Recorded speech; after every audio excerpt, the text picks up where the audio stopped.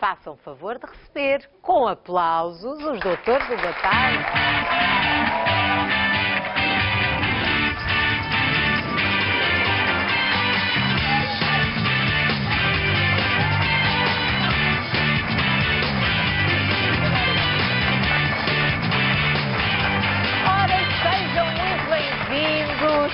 Vou aqui fazer a apresentação do nosso painel. Ora, a médica dermatologista Alexandra Osório. O médico de clínica geral Pedro Lopes. A médica ginecologista Bárbara Betancourt. E o médico pediatra Sérgio Pinto.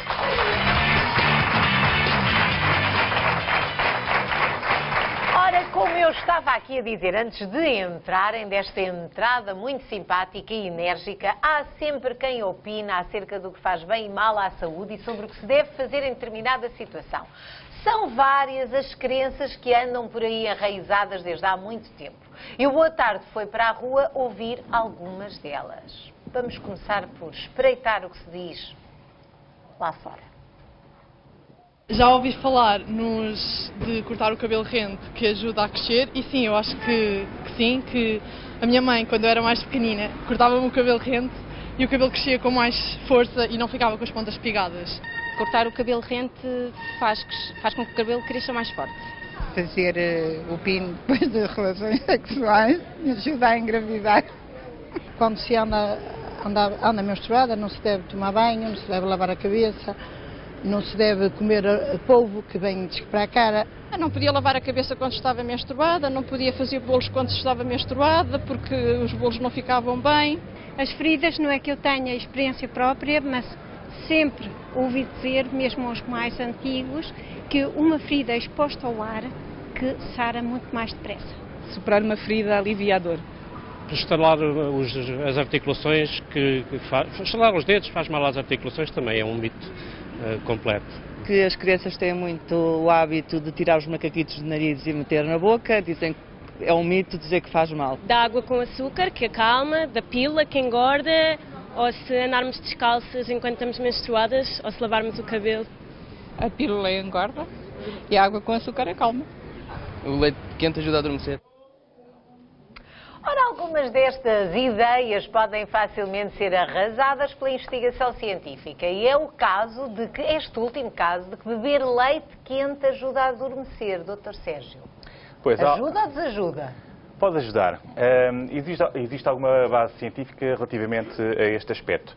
O leite é um alimento rico em triptofano. O triptofano... Ai, agora começamos. É que ainda nem sequer mal abriu a boca. Pronto, triptofano logo. Já tem o bloco de notas.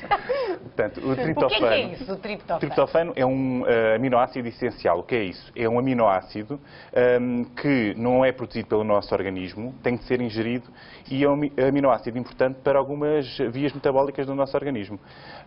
O triptofano é importante para o sono, uma vez que a nível cerebral é transformado em serotonina, que é um neurotransmissor, e numa hormona melatonina. Ambos estes compostos têm algum papel na regulação do sono, daí que existe alguma base científica. Contudo, apesar desta base científica e até é usada pela indústria de laticínios em alguns países, existem estudos que desenvolvem leite colhido nas vacas durante a noite, ordenhadas durante a noite, que têm maior quantidade de triptofano e de melatonina, e com isto pretendem criar um leite milagroso para relaxar e para induzir o sono. Para ajudar a dormir.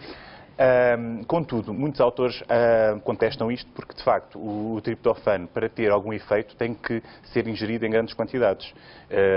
Apesar do leite ter muito, não tem quantidades que sejam terapêuticas, por assim dizer. Então, mas ainda por cima há a questão da digestão, não é? Porque a pessoa, o leite não é propriamente como a água, custa um bocadinho a digerir. Portanto, se a pessoa acaba de beber o leite, vai para a cama, mas há pessoas que sim, que gostam e que acham que lhes faz muito bem. O leite pode ter algum papel porque pode dar algum conforto. Portanto, estômago cheio, dá algum conforto. Por outro lado, alguns autores também descrevem alguma relação com alguns aspectos psicológicos. O leite pode dar algum aconchego, como se fosse uma espeta, ou um cobertor, ou uma almofada. Por um lado, pode-se justificar que o leite à noite pode ter este papel de aconchego. Também alguns autores defendem que pode ter alguma relação com algumas memórias que temos da nossa infância, a amamentação, por exemplo, o conforto do colo materno também pode ser relembrado e, de alguma forma, contribuir para a indução do sono. Mas isto são alguns aspectos que podem estar relacionados com a ingestão do leite. Se, de facto, devemos fazê-lo ou não, podemos criar rituais para induzir o sono. Se fizer parte de beber um copinho de leite para induzir o sono, também não vamos fazer muito mal. Temos é que sempre lavar os dentes para evitar os resíduos de leite. Portanto, já sabe, antes de dormir, mesmo com o copinho de leite, mesmo que se sinta melhor, lavar os dentes. Já agora, se queremos uma refeição rica em triptofano, podemos comer um jantar, por exemplo, um bife de peru, uma sopa de feijão, acompanhado, por exemplo, o peru com um grão e uma sobremesa de amendoim. Portanto, todos estes alimentos... Mas nem sei se vamos dormir com essa comida tão pesada. Podemos induzir o sono, mas ter outros sintomas, não é? Pois é, isso dá sono, mas também custa a digerir. E a aguinha com açúcar, será que tem algum efeito calmante? Será, Dr. Pedro? O que é doce nunca amargou. Pois, também é verdade. Isso, de facto, não existe grande evidência de que a água com açúcar tenha propriedades calmantes. Estamos a falar de dois compostos que não têm em si nenhum efeito sedativo ou ansiolítico. De qualquer das formas, existe alguma evidência de que o açúcar leva à libertação de serotonina, que é uma hormona, aliás, que é um neurotransmissor produzido no nosso sistema nervoso e que está relacionado com o bem-estar. E, portanto, nessa perspectiva, pode eventualmente criar aqui alguma situação de melhoria e de bem-estar associada a um momento de maior ansiedade. De qualquer das formas, aquilo que se sabe é que o efeito placebo nestas coisas também tem uma determinada expressão. E agora o efeito placebo? Quem é esse? Quem é esse? O efeito placebo é o facto de nós fazermos este gesto, pormos o açúcar e darmos a aguinha à pessoa, ela vai beber, há ali um gesto de conforto e a pessoa, só pelo facto de estar a tomar água com açúcar, que associa a algo que a vai acalmar, acalma-se sem qualquer efeito real associado à própria substância que está a ingerir. Ou seja, o efeito placebo significa que psicologicamente a pessoa acha que lhe faz bem e por isso faz mesmo que não seja a substância que faça, não é? Portanto, pode haver isso. Mal não faz ou há situações em que faz mal. Por exemplo, alguém com diabetes pode estar, ou com a tensão alterada, pode beber água com açúcar? Pode, mal não faz, até porque é pontual e não há, uma quantidade de açúcar é residual aqui, não é algo muito significativo.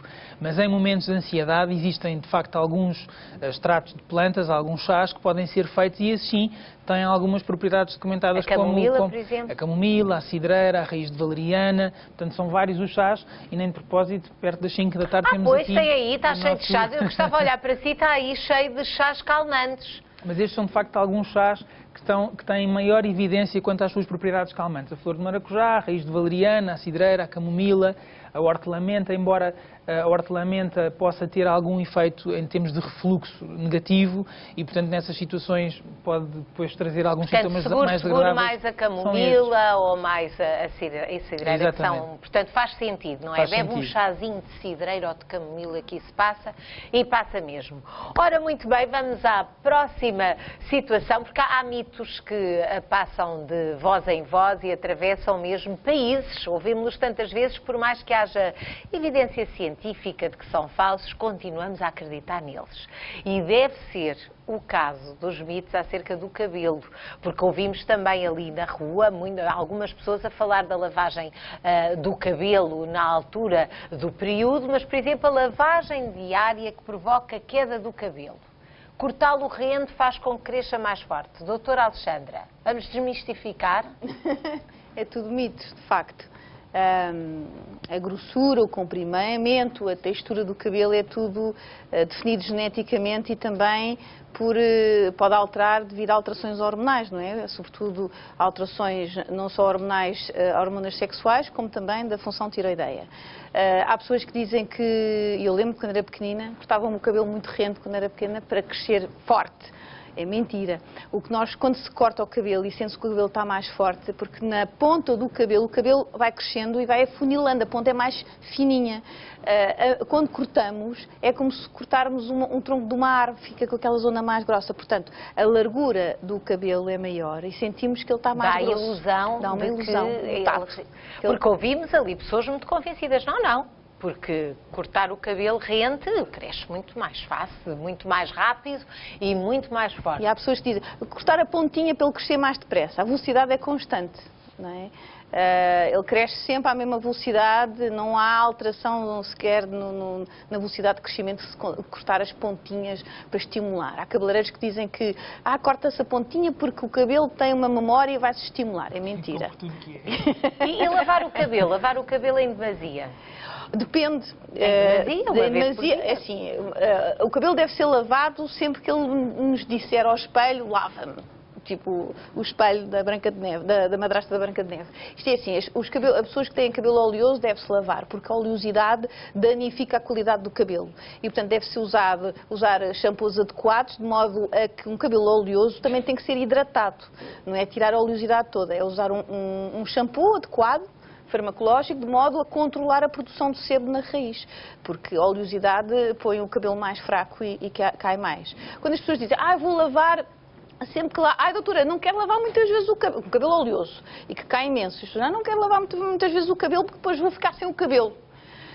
Eu explico sempre que os cabelos que caem no banho, quando se lava a cabeça, já estão em queda, já estão ali enrolados uns nos outros, não é na altura em que se está a lavar a cabeça, o cabelo é arrancado. O cabelo tem um determinado ciclo. Quando há muita queda, tem que se arranjar, fazer alguns tratamentos para parar a queda e para reverter este ciclo. É essencialmente estas coisas. E, no fundo, o cabelo é uma estrutura, eu não posso dizer que é uma estrutura morta, mas digamos que é queratina, enquanto que a raiz do cabelo está dentro da pele. E aí sim, tem vasos, há multiplicação celular e depois cresce o cabelo. O cabelo é queratina só. Portanto, é um apêndice que sai, que as pessoas dizem, são células mortas. Sim, pode ser. Células mortas, mas é um cabelo que está vivo. Portanto, tem uma raiz. Deve-se lavar e retirar a oleosidade, e um cabelo muito seco também, muito seco deve-se lavar menos, com shampoos hidratantes, vai depender se é um cabelo mais encrespado ou não, e deve ter o cuidado de usar uma máscara amaciadora no final. Não é só os amaciadores, há pessoas que têm pouco cabelo e o cabelo está seco. Se usarem amaciadores, perdem o volume. Há hidratantes especiais para pessoas que têm pouco cabelo. Muito bem, ora, espero que agora não fiquem dúvidas. Lavar o cabelo todos os dias não provoca queda de cabelo, cortá-lo rente não o fortalece. Agora, resta saber se sair para a rua com o cabelo molhado, será que fica com dores de garganta ou gripe? Também há isto que se diz, Dr. Pedro. Não é propriamente algo que vá fazer muito bem à saúde, a pessoa tomar um banho quente e em seguida ir para a rua, sobretudo na fase do inverno ou das mudanças de estação, em que estão temperaturas mais frias, pode inclusivamente provocar algum choque térmico. Mas não existe propriamente muita evidência que prove que haja relação de causalidade entre ir com o cabelo molhado para a rua e ganhar uma constipação ou uma gripe. Porque há algumas teorias que apontam que quando nós estamos expostos a ambientes mais frios, há uma vasoconstrição, portanto uma contração dos pequenos vasos sanguíneos do nosso nariz, e que isso dificulta a chegada de células de resposta inflamatória em caso de exposição a vírus ou outras bactérias. Mas são teorias, não existe muita evidência em relação a isto. Agora, o que acontece de facto, mas isso é verdade, em relação ao cabelo, como em relação se a pessoa não tiver cabelo, for careca e tomar banho e for para a rua depois de um banho quente e se tiver frio, a variação de temperatura pode levar o organismo a uma incapacidade da resposta a ser muito eficiente e muito rápida. E isto é particularmente importante a seguir uma refeição, porque nas alturas de digestão há uma concentração de sangue, há um afluxo maior de sangue nos órgãos do tubo digestivo que estão a participar no processo de digestão. E, portanto, há menor capacidade de responder às variações de temperatura, porque o nosso corpo adapta-se. Quando nós estamos expostos a um ambiente quente, os nossos poros dilatam, há vasodilatação. Quando estamos expostos a ambientes frios, os poros contraem, há vasoconstrição, portanto os vasos sanguíneos contraem, os pelos ficam levantados para estabelecer uma camada protetora de calor e muitas vezes há uma incapacidade de resposta nestas alturas. Pode perturbar a digestão, aliás, como uma bebida fria, por exemplo, é um choque térmico, não é? Mas menos impactante do que propriamente a questão da exposição ao frio. É o mesmo princípio que muitas pessoas são muito rigorosas com o cumprimento das horas de digestão. Não tem mal nenhum fazer uma refeição, um almoço, um jantar, um lanche e tomar banho, se for em casa e num ambiente de temperatura controlada com água à temperatura que devemos tomar um banho, 30 e alguns graus. Agora, obviamente que se for no mar e se for num mar frio e a pessoa acabou de fazer uma refeição, tem o sangue todo concentrado nos órgãos do tubo digestivo e atira-se ao mar para dar umas braçadas, o corpo não tem capacidade de desencadear os mecanismos de defesa, os mecanismos de reflexos, para concentrar e manter a nossa temperatura corporal constante. E é isso que as pessoas chamam de paragem de digestão, que acontece quando há estas variações de temperatura e que também pode acontecer e que muita gente confia, que experimenta uma ou duas vezes até um dia que corre pior, Exato. não é? Que eu já fiz isso muitas vezes e nunca aconteceu nada, mas de facto o corpo está a cumprir uma missão. Exatamente. E nós estamos a contrariá-lo. Portanto, é bom também as pessoas entenderem dessa forma para perceberem o que é o risco, não é? Exatamente. Nenhuma variação de temperatura, se for brusca, é positiva.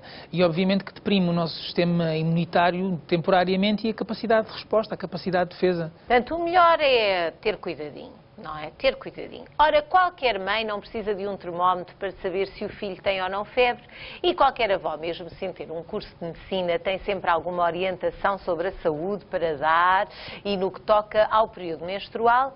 Parece-me que muita gente já ouviu dizer: ai filha, se estás com o período não deves lavar o cabelo ou andar descalça.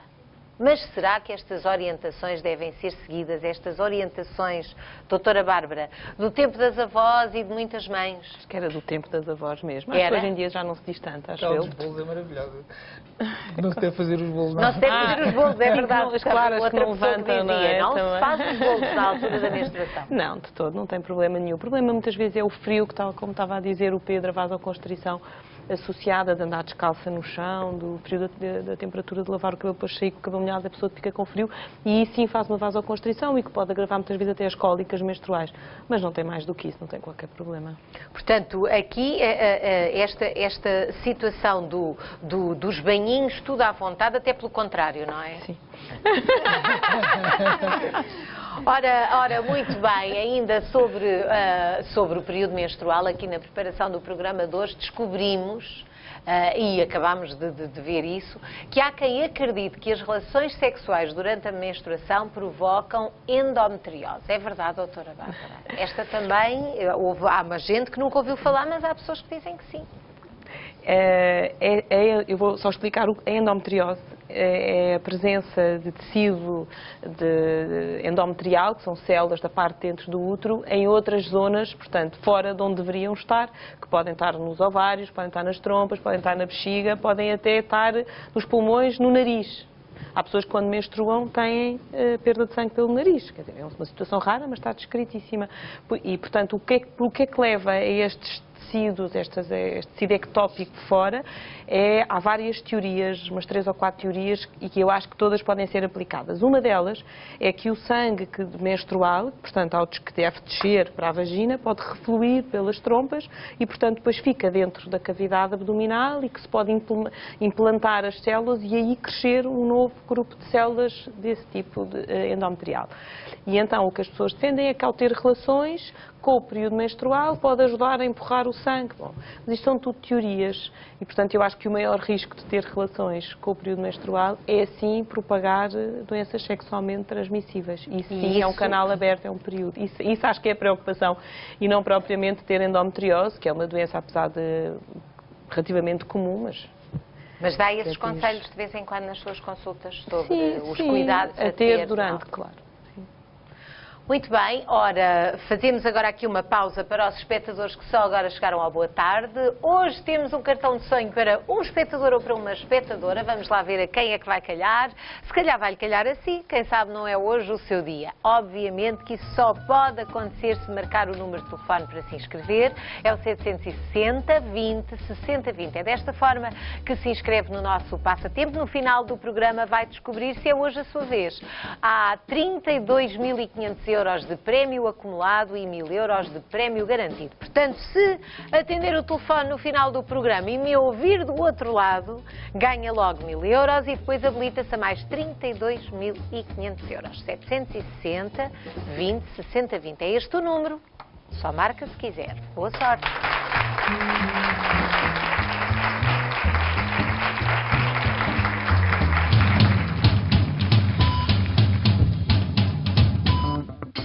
Já a seguir, saiba se as feridas devem apanhar ar e ainda se estalar os dedos faz mal às articulações.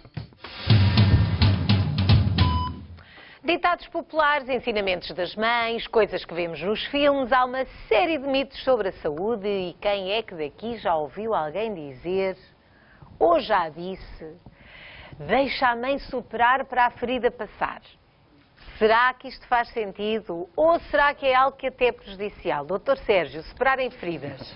Ainda que possa causar algum alívio, o soprar para uma ferida vai fazer com que o local mais conspurcado do nosso organismo, a boca, portanto, que tem muitos micro-organismos, nomeadamente bactérias, possam contaminar uma ferida que se quer o mais ascética possível, para não infectar. Portanto, podemos fazer pior. Podemos fazer pior. Portanto, soprar, vamos no fundo inocular bactérias na ferida. O que podemos fazer é abanar com a mão, com um papel, usar uma ventoinha, fazer um ventinho. Porque há de facto um certo alívio no vento, não é? Exatamente. Ou mesmo colocar debaixo de água fria também causa alívio. Uma ferida aberta também. Sim, também. A não ser que seja muito sangrante, que pode não estar indicado estar a lavar. Mas se for uma ferida, tipo uma escoriação deste género, pode-se lavar com água fria ou com soro frio para ter algum alívio. Portanto, há de facto, e com certeza que nas suas consultas isso acontece, aparecerem assim umas ideias do tempo das avós e das mães que depois não correspondem àquilo que a medicina hoje em dia sabe, não é? Sim, é frequente. Mas cabe-nos na consulta, não é, esclarecer os pais para fazerem o melhor. E, de facto, soprar para uma ferida não é o melhor. Soprar para uma ferida não é o melhor, portanto, não façam uma coisa dessas, que isso não faz sentido nenhum.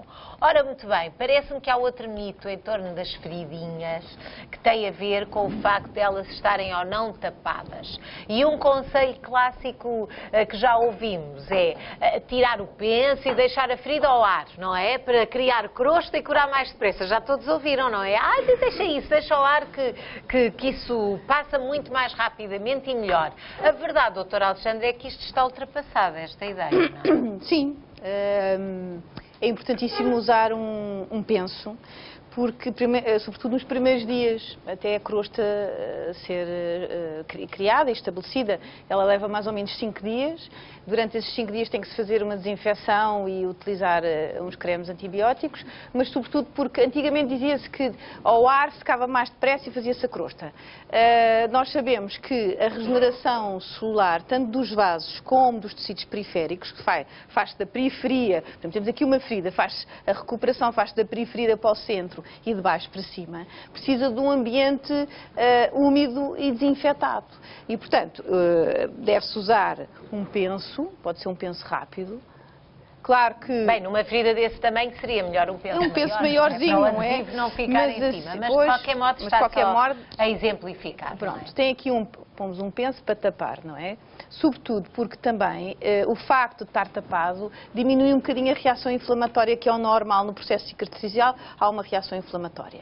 Se estiver exposto ao ar, o combate portanto, aos antigénios, às bactérias que estão no ar, etc., provoca uma reação da parte do tecido, um aumento do processo inflamatório. E, portanto, para parar com isso, também deve-se usar, então, o penso, esta zona tapadinha.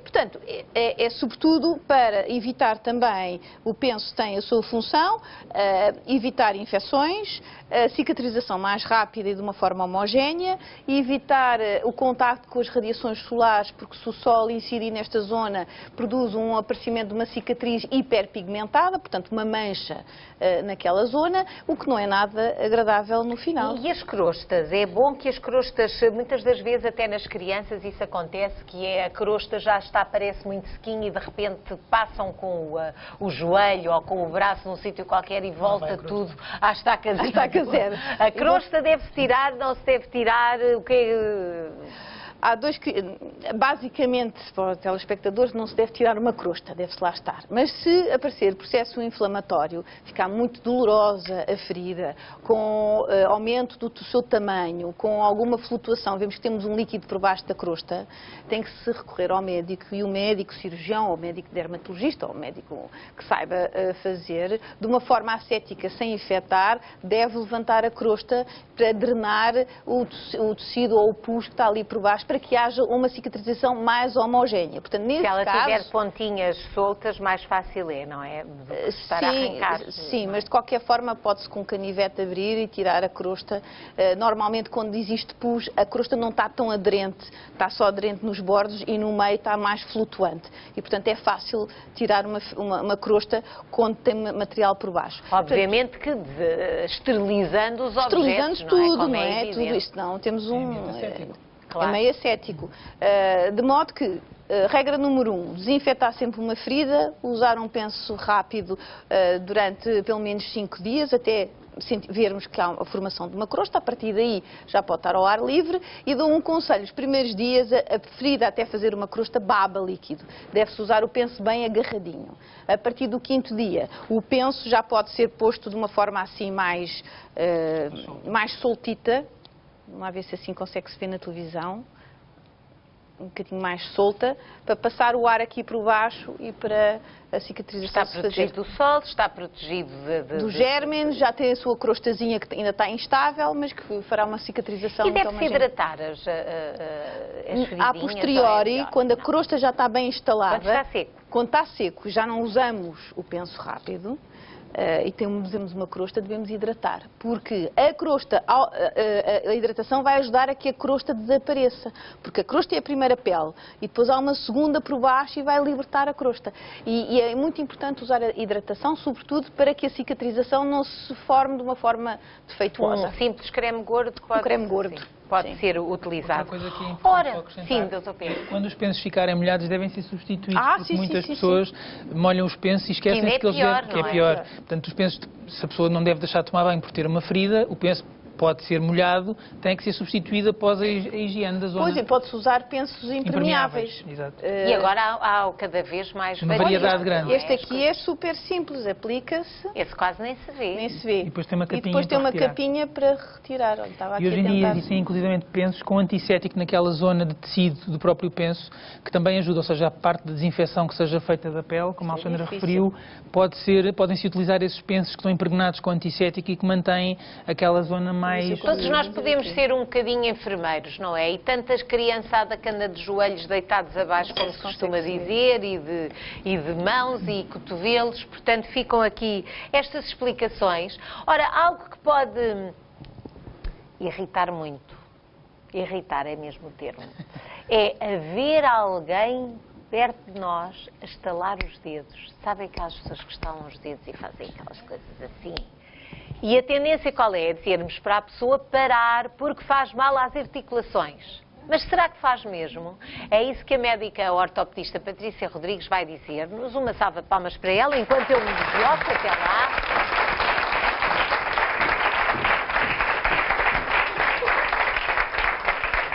Olá, muito bem-vinda. Então, estalar os dedos, é isso que nós queremos saber. Isto é uma daqueles tiques que às vezes as pessoas não conseguem largar, não é? É, e é extremamente irritante para muita gente. Também estou de acordo. No entanto, não há nada comprovado que diga que faz mal estalar os dedos. Que faz mal em termos de artroses, mas não é totalmente... Eu não aconselho, pessoalmente, eu vou explicar porquê. As articulações da mão, não sei se posso... Pode mostrar à vontade. Habitualmente, isto é uma mão. Isto é a nossa mãozinha por dentro. Isto é uma mão. E estes ossos mais compridos, os metacarpos, que consistem, são esta zona aqui, é aqui que são instalados, é na transição entre os metacarpos e as falanges. Chama-se a articulação metacarpo-falângica, que as pessoas, eu não sei fazer, que instalam. Sim, eu também não. Quer dizer, eu sei fazer assim, mas isto também pode, não é? Porque está dentro da mesma não é bem a mesma linha. Não é bem mas a mesma o linha. que fazem é, eu também não sei fazer, é aquela coisa de apertar e faz aquelas... Olha, já por aí gente a fazer. É isso, exatamente. Portanto, o que acontece é que as articulações não estão assim soltas como estão aqui. Elas estão, não sei se... Estão presas, não é? Ponho aqui. Elas estão presas por uma cápsula articular e por ligamentos. E é o que permite nós fazermos todos os assim, já agora, movimentos. usa o seu joelho, que é mais fácil. Assim é melhor, não é? Assim estamos a ver muito bem. Pronto. Tem o contraste as articulações, portanto, é a metacarpofalângica e as interfalângicas proximais, que são as primeiras, que são estas, são as que as pessoas instalam com mais frequência. Esta cápsula articular tem lá dentro um líquido, que é o líquido sinovial. Esse líquido sinovial tem uma característica que é nele que os nutrientes circulam, entra oxigênio e sai dióxido de carbono. O que é que acontece quando as pessoas fazem um movimento de estalar a articulação? Dobram a articulação e aumentam o espaço que está entre o líquido, que é este espaço assim. É assim é muito maior. Este espaço maior, o líquido sinovial não tem capacidade de preencher. Ele não preenche este espaço e fica uma diminuição da pressão, que é preenchida por os gases, nomeadamente o dióxido de carbono, que estão dentro do líquido sinovial. Formam uma bolha, esse processo tem um nome médico, é cavitação, e é essa bolha que vai fazer o tal É assim craque. como estamos a ver nesta imagem, doutora Exatamente, exatamente. Imediatamente a seguir a fazer o tal craque, tal estalar, durante cerca de 20 a 30 minutos, as pessoas não conseguem instalar novamente essa articulação, porque os gases são reabsorvidos novamente e enquanto está a estabilizar tudo na articulação não há essa capacidade. Agora, se isto é bom ou se isto é mau? Para o desenvolvimento de artroses não está provado. Foram feitos vários estudos e realmente não há risco de aparecimento de artrose. No entanto, existem os ligamentos. E quando há esta libertação deste gás, ele também provoca um relaxamento dos ligamentos e o próprio movimento de fletir a articulação relaxa os ligamentos. Se estes movimentos forem repetidos, o que os estudos provaram é que começa a haver uma diminuição da força da mão, a força de preensão da mão, porque os ligamentos começam a estar mais laxos e começam a não ter a capacidade de fazer a força da mesma maneira. E também aparece inflamação à volta e as pessoas começam a ter os dedos um bocadinho mais inchados. Por isso, tal como disse, aconselha que não só é menos irritante para os outros, como faz menos mal ao próprio. Pelo sim, pelo não, melhor é não estalar os dedos. Em teoria, quando a pessoa sente aquela necessidade uma vez, de vez em quando, até faz bem. Porque ao fazer, liberta e há um relaxamento, como eu já expliquei, dos ligamentos e a pessoa sente-se bem durante aqueles 20 a 30 minutos. Agora, quando é forçado, já não é saudável, portanto... Porque há outros mitos também relacionados com a sua área, por exemplo, a questão dos sapatos ortopédicos. Durante tanto tempo as crianças andaram com sapatos ortopédicos, tinham os joelhos tortos, tinham o pé chato e toda uma geração com sapatos ortopédicos. Toda a nossa geração, todos nós usamos sapatos ortopédicos. Isso tem sido provado que realmente não há necessidade de usar os sapatos ortopédicos. Isto porquê? Porque o pé chato, o pé plano, como nós chamamos, faz parte do desenvolvimento. A criança mais pequenina tem quase todas o pé plano. Se nós olharmos para as crianças, não só para as nossas, mas para todas, começamos a reparar que a grande maioria tem o pé plano e até atingirem mais ou menos os 8, 9 anos, vão formando a sua arcada plantar. Chama-se um pé plano flexível. Há mesmo adultos que têm pé plano, desde que não tenham dores, desde que não tenham queixas, não é preocupante, este pé é chato. O uso dos sapatos não faz nada, porque é o desenvolvimento da pessoa. A pessoa ou desenvolve de maneira a criar uma arcada, ou desenvolve de maneira a manter o pé plano. E sim, nessa altura, pelos 8, 9 anos, é que devem ser avaliados num ortopedista se tiverem queixas, ou então se a questão estética for muito, de vez em quando são pés planos, muito pouco bonitos esteticamente e que as pessoas sentem necessidade de fazer alguma coisa.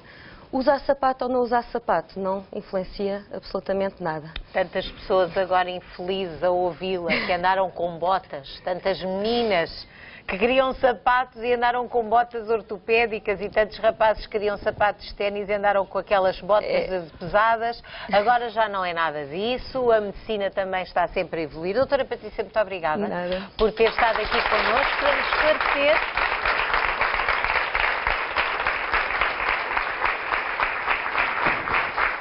Porque, de facto,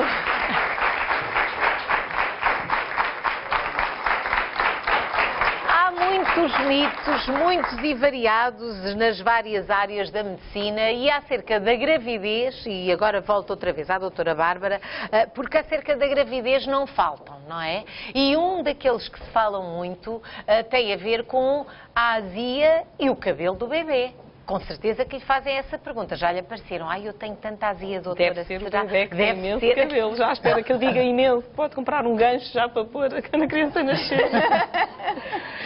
Não, mas na verdade isso a azia vem muitas vezes pelo próprio crescimento uterino, que faz com que obviamente o estômago fique com menos espaço e portanto acaba sempre por dar um certo refluxo e, portanto, esse sintoma é muito a ver. Embora eu cada vez mais acho que há coisas e crenças populares que, mesmo que não se encontre hoje em dia uma razão, há coisas que eu respeito e, portanto, acho alguma graça, não digo, e digo claro que não não acredito, graça mas porque também acaba por por estar muitas das vezes perante certas coincidências, não é? Que as pessoas lhes contam, porque a minha irmã, ou eu, e acaba por respeitar isso, porque às vezes são coisas que ficam nas famílias durante imenso tempo. Claro, e acho que também não há verdades absolutas, e mesmo em medicina tantas vezes dizemos uma coisa uma vez e depois de repente uns anos depois, nem mais, não é? E como, por exemplo, os frutos vermelhos, nas infecções urinárias que falámos no outro dia, nos aranos, é a mesma coisa, se calhar há uns anos, um chazinho de fruto faz tão bem, não faz nada, e de repente vem-se a descobrir. Portanto, cada vez mais respeito. Obviamente que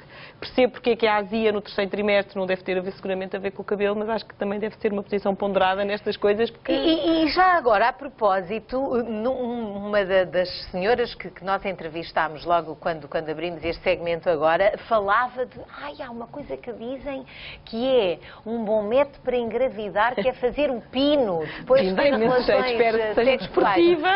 Era uma das senhoras que dizia isso. Há quem diga também que é a almofada para pôr debaixo do... A almofada também. Mas não, claro que não. O que eu acho é que a pessoa tem que tentar otimizar. Há coisas que podem otimizar o período fértil e o sucesso da relação e o sucesso do encontro. Se for o pino. Se for o pino, seja. Mas claro que tem que se tentar otimizar a união entre o espermatozoide e o óvulo. Portanto, e como é que se pode fazer isso? Mas a posição com a almofada, como estava a dizer, não é por aí. O que acontece, no fundo, o que acontece é, durante o período fértil, que são 1, 2, 3 dias na mulher, o colo do útero abre um bocadinho, e na natureza é fantástica. A mulher tem um tipo de muco especial que permite ser como uma autoestrada dos espermatozoides que passam para chegar ao óvulo, que há de estar alguns na trompa, no início da trompa, é assim mais ou menos. Portanto, os dois têm que se encontrar a meio caminho. E, portanto, o ideal é a mulher conseguir perceber e conhecer o seu corpo, ao ponto de perceber, eu tenho neste momento um corrimento muito típico, muito transparente, que prolonga e que não quebra. Esse é o corrimento ideal. E, portanto, eu acho que é evitar o ter, por exemplo, se a pessoa está com uma infecção vaginal, claro que isso não consegue e altera aqui esta ligação.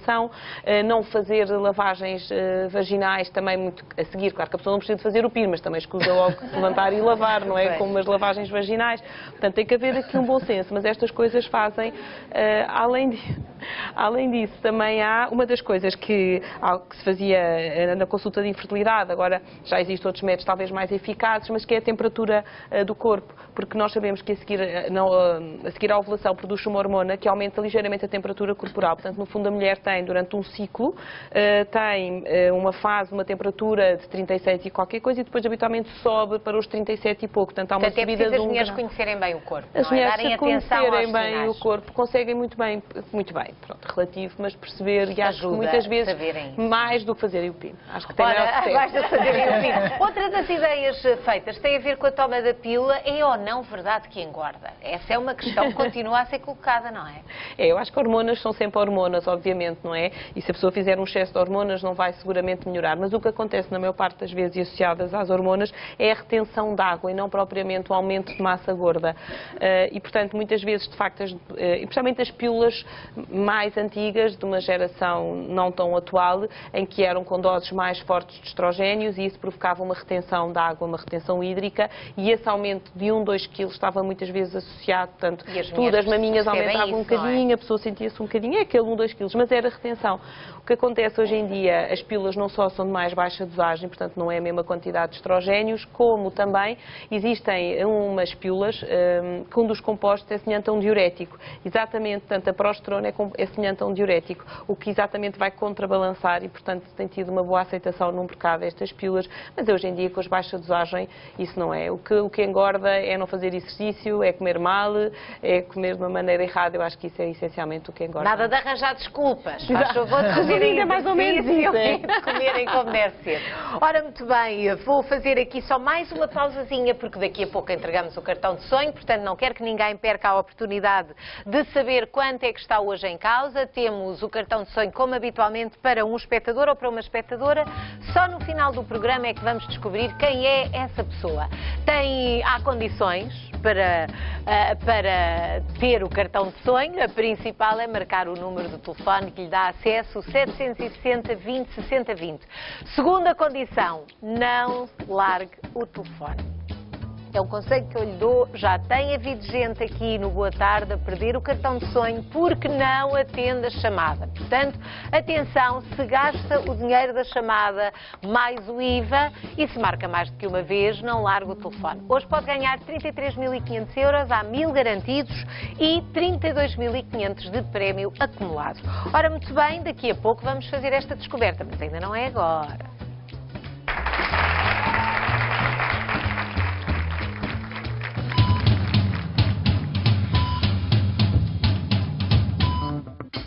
Já a seguir, as pastilhas elásticas colam-se mesmo ao estômago e ainda, é verdade que as gemadas dão força?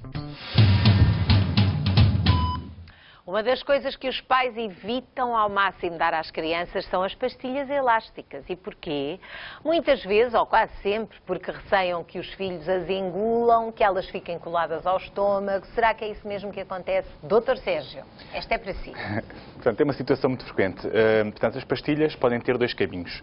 Se as engolimos, não tem qualquer problema. Portanto, vão para o estômago, não ficam coladas às paredes do estômago. Não, deixa aqui essa garantia. Não ficam coladas. Mas as crianças não podem saber. Não. É melhor os pais continuarem a dizer às crianças que ficam coladas. As pastilhas não são para serem engolidas, mas pronto, caso aconteça um acidente desses, não há qualquer problema. Se forem engolidas, o estômago vai desempenhar a sua função, vai digerir o que é digerível, o que não for digerível vai ser eliminado pelas fezes. O problema é se o caminho não é o da via digestiva, é da via aérea. Portanto, a criança muitas vezes engasga-se e pode a pastilha ir para a via aérea. Aí sim é o problema, porque a pastilha pode entupir a traqueia, os brônquios e causar, portanto, uma asfixia. Portanto, porque isso as pessoas habitualmente não associam o sistema respiratório ao sistema digestivo. Não, portanto, acham que há uma via que é comum. Quando se engasga, se a pastilha vai para a via aérea, o que é que vai acontecer? Vai haver obstrução de um brônquio ou da traqueia ou de um brônquio. E o que vai fazer é que não chega ar onde deve chegar, que é o pulmão. E então há uma asfixia. Não há maneira de retirar, não é? Portanto, haver maneira há, mas exige que a criança não morra até se conseguir uma técnica para retirar o objeto. Só para perceberem a gravidade da situação, eu trouxe aqui esta foto da minha filha. Vai tocar. Não vou tocar. Só para demonstrar. Aqui este orifício da flauta é só para exemplificar a via aérea. Se a criança, por acaso, aspirar um corpo estranho duro, o que acontece é que havia, por exemplo, um feijão, a via aérea não fica totalmente obstruída. Passa qualquer coisa. E facilmente também, com um esforço de tosse, o objeto muitas vezes sai sozinho. Se for uma pastilha, que eu acabei de mascar, se for para a via aérea, o que é que vai acontecer? Vai-se moldar a via aérea, vai entupir totalmente a via aérea. Não há possibilidade de passar o ar. Portanto, daí a gravidade da aspiração. Bem explicado que a aspiração de uma pastilha. Portanto, porque de facto, e fica, para além de tapar totalmente, fica agarrada, sim, às paredes da via aérea. Mas também há uma certa curiosidade, às vezes, as crianças sim, mas muitas das vezes os adultos também são responsáveis pela gracinha de dar a pastilha elástica mais cedo do que devia, se é que alguma vez devia, não é? Porque não é coisa que nos faz muita falta. Também é discutível, também poderá ter alguns benefícios, nomeadamente para o ouvido, mas de qualquer forma, quanto mais tarde, melhor. Porque há a curiosidade delas e às vezes os pais acham graça, não é? Portanto, atenção, não ficam coladas, mas podem ser perigosas e portanto, o melhor é tomar atenção a estes conselhos dos nossos especialistas. Há outra coisa que muito preocupa os pais e que até é motivo de algum embaraço e de vergonha quando as crianças decidem fazer o quê? Pôr o dedo no nariz. E depois fazer o quê? Ter a tentação de provar ou mesmo de comer, não é? O resultado dessa pesquisa. E há muita gente a dizer que faz mal. Quer dizer, não sei se isto é mais uma daquelas situações que dizem às crianças, olha, que isso faz mal só para as dissuadir. Se calhar fazer mal não faz muito mal. de facto, não é Socialmente faz. Socialmente faz uma grande moça. Não é nada agradável ver uma criança a colocar o dedo no nariz e muito menos estar no trânsito e olhar para o lado e ver um adulto a colocar o dedo. Não é nada agradável.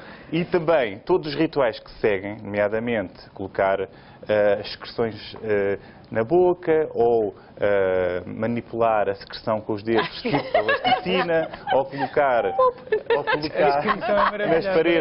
nas paredes dos sanitários públicos, por exemplo. Portanto, tudo isso são coisas horríveis, mas comprovadamente prejudicial não existe nenhuma evidência. Não, é daquelas coisas que se costuma dizer o que não mata engorda, pelo contrário. Há alguns autores que defendem que a limpeza digital do nariz, portanto, ou seja, com o dedo, é muito mais eficaz do que com o lenço, daí poder haver algum benefício de colocar o dedo no nariz para fazer uma toalete, uma higiene nasal. Mas com o lenço. Com o lenço é menos eficaz, só apenas com o lenço. Mas não há qualquer questão relacionada, por exemplo, uma criança que esteja constipada ou que esteja com gripe, que possa ingerir essa... Alguns autores já acham que pode haver até algum benefício. As excreções nasais, além de impurezas, têm também bactérias e o facto de as ingerirmos pode fazer com que o organismo desencadeie respostas imunitárias a esses agentes. É este o princípio que se usa em alguns medicamentos que nós usamos na prática clínica, os estimulantes da imunidade. São, no fundo, partículas de bactérias mortas que o indivíduo ingere para estimular a imunidade. No fundo, esta vacina oral, natural, que todos nós podemos ter em nossas casas, é muito mais económica, facilmente acessível e não tem contraindicações. Mal não faz, não é? Só tem contraindicação socialmente, que isso ninguém gosta de ver e também gosta de se ensinar as crianças a não fazerem estas coisas. Ora, sempre que nos queixamos sobre a saúde, seja no trabalho, com a família ou com um grupo de amigos, há sempre alguém que tem uma receita milagrosa, um conselho a dar e há uma coisa que até as avós faziam quando éramos pequenos porque nos dava força. Sabem o que é? As gemadas. Mas será que as gemadas têm essa propriedade? Doutor Pedro, uma boa gemada faz assim uma grande coisa pela nossa saúde? Pode fazer alguma coisa. A Alexandra está aqui a ajudar a preparar uma gemada. Exatamente. Está a fazer um crémigo. Mas, de facto, quando nós... há aqui alguns riscos associados à própria gemada, que passa pela questão de estarmos a ingerir ovos não cozinhados. Os ovos crus podem ser uma fonte de salmonelose, de ser uma fonte de... As salmonelas que mandam muita gente para o hospital, não é? Que podem ser uma causa de gastroenterite e que podem levar ao aparecimento de náuseas, vómitos, diarreia, febre. Portanto, são quadros que podem ser potencialmente... A Alexandra vai partir os ovos todos. Mas, de facto, há muito tempo que eu não faço isto. Quando nós ingerimos... Uma gemada com tantos ovos, acho que era só um, não é? Era só uma gemadinha com um vinho. Mas isto é para nós os quatro. Mas, de facto, quando nós fazemos uma gemada, além da questão de estarmos a eliminar a parte melhor do ovo, que é a clara, que é a fonte de proteína, vamos estar a juntar a parte pior do ovo, que é mais rica em gordura, em particular em colesterol. Portanto, a gema tem mais gordura? Cada gema de ovo, tem 270 miligramas de colesterol, mais ou menos. Portanto, nós aqui, nestes 4 ovos, temos praticamente 1000 miligramas de colesterol. É bastante. Estamos a juntar ainda açúcar, e neste caso açúcar branco. E havia algumas avós que completavam aqui o cocktail juntando um dedalzinho de vinho do Porto. Pronto, ainda ficava mais acessível, mas com a convicção de que estavam a fazer bem aos netos. Do ponto de vista energético, estão a dar, obviamente, algo que é rico em energia. Agora, tem alguns riscos associados e, do ponto de vista nutricional, não é, obviamente, um preparado que seja muito conveniente, muito adequado. Mas é como tudo. Ainda há pouco falávamos que hoje em dia há muitas dietas que se baseiam fundamentalmente em regimes proteicos e em que, de facto, a ingestão de ovos é recomendada. E bem, mas fundamentalmente de ovos cozinhados, portanto de ovos cozidos, e num contexto global de alimentação diária em que não se vão ingerir, por exemplo, muitos hidratos de carbono. E, portanto, é necessário fornecer ao organismo proteínas e lípidos, gorduras, para que seja produzida energia a partir de outro tipo de nutrientes, não hidratos de carbono. Portanto, as gemadas, neste caso concreto, estamos a fazê-los com açúcar e com a gema do ovo, que são fundamentalmente uma fonte de colesterol, de gordura e de hidratos de carbono. Mas também, exato, mas estamos a falar também desta época, porque essas coisas vêm também numa altura em que no país, falando da nossa vida em Portugal, em que havia muitas carências alimentares. Portanto, até encontrar ovos era assim um luxo em muitas casas, não é? Tinham ovos, mas era para vender, portanto, e o açúcar, que também não era um bem. Era um miminho. Era um miminho, portanto, naturalmente que vem daí, não é? Porque é rica em proteínas, não é? O ovo. Neste caso não, porque nós eliminamos a clara, que é fonte de proteína, exatamente. Mas na realidade há sempre uma explicação e essa sociológica é também, não é? Claro. Portanto, nada das madinhas. A não ser que haja assim uma grande carência e esteja mesmo a ser necessário um miminho, não é? Ficamos aqui esclarecidos. Também é costume ouvir-se dizer, não espirres para dentro. Faz mal aos ouvidos, não se contém os espirros. Será que temos de espirrar ruidosamente para bem da nossa saúde, Dr. Pedro? E esta? Não existem propriamente estudos que documentem o prejuízo de espirrar, de conter o espirro. Em primeiro lugar, espirro tem uma palavra em termos técnicos que é esternuto, que a maioria das pessoas não conhece. A saber. Agora esses a juntar ao triptofano temos o esternuto. Agora vamos fazer santinho ao esternuto. Quando nós temos... quando espirramos. Quando nós temos uma salva de espirros, temos uma crise esternutatória, por exemplo. Portanto, a propósito de palavrões da medicina, hoje estamos aqui enriquecidos. E, de facto, quando nós espirramos, aumentamos muito rapidamente a pressão dentro da nossa via aérea. Quando nós contemos o espirro e toda essa pressão fica absorvida pela própria via aérea, sobretudo ao nível do ouvido médio e do tímpano, pode não haver capacidade para descomprimir rapidamente esse aumento súbito da pressão e pode haver algumas lesões que daí possam resultar. É mesmo verdade que não se deve conter o espirro. Exato. Sobretudo em pessoas que tenham traumatismos do ouvido ou que tenham, por exemplo, uma pessoa que tenha sido submetida a um procedimento ou que tenha alguma lesão do nariz ou da garganta, esse tipo de aumento súbito da pressão, que não é exteriorizada da forma mais ligeira para o organismo, pode de facto rebentar um ponto, fazer um coágulo sair e voltar a sangrar. Portanto, há aqui um conjunto de outras situações que podem ser desencadeadas depois também por esses espirros que são contidos e que fazem o tal aumento súbito da pressão que é desaconselhado. Portanto, quando tivermos de espirrar é estar à vontade, seja em que sítio for. Exatamente. É melhor não arranjar lesões no ouvido, que isso ninguém quer. De qualquer modo, há estes mitos de que hoje falámos, espero que lhe tenham sido úteis, porque há coisas que fazem mais sentido, outras que não fazem sentido nenhum, e há muitos outros mitos de saúde, mas têm de ficar para outro programa, porque estamos a chegar ao final da nossa consulta semanal. Aproveito para nos enviar as dúvidas que tenha por e-mail para osdoutores@sic.pt. Pode fazê-lo por escrito, numa mensagem ou por vídeo. Na próxima semana cá estarão os doutores do Boa Tarde com mais conselhos médicos pela sua saúde. Uma salva de palmas para os nossos médicos. Obrigada.